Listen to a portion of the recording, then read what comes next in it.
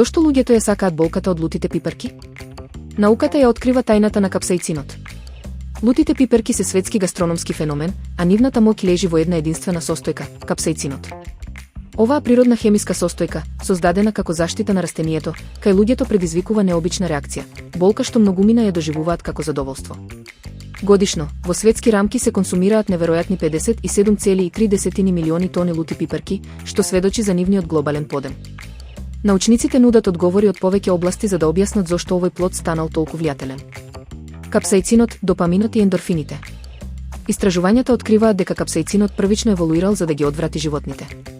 Но човекот, наместо да го избегнува, научил да го контролира и да ужива во болката. Невронаучните студии откриваат дека болката од капсаицинот активира ендорфини и допамин. Овие се природни хемикалии во мозокот кои создаваат уникатна мешавина од болка и задоволство.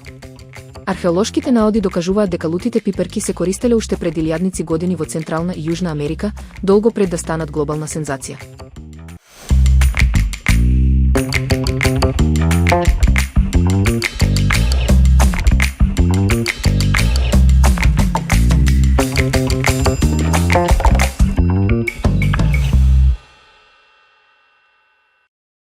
Посна компир тава, идеален прилог или ручек за посни денови.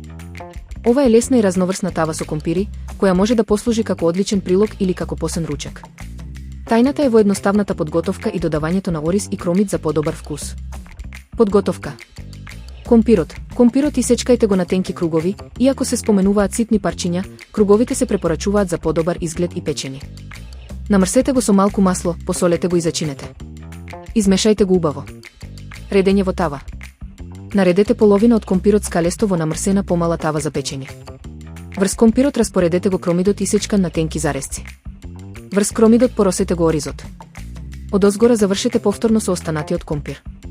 Печење. Сипете вода да го покрие редот со оризот. Печете на 200 степени Целзиусови 30 до 40 минути. Во меѓувреме, покрите ја тавата одозгора, на пример, со фолија, за да не гори.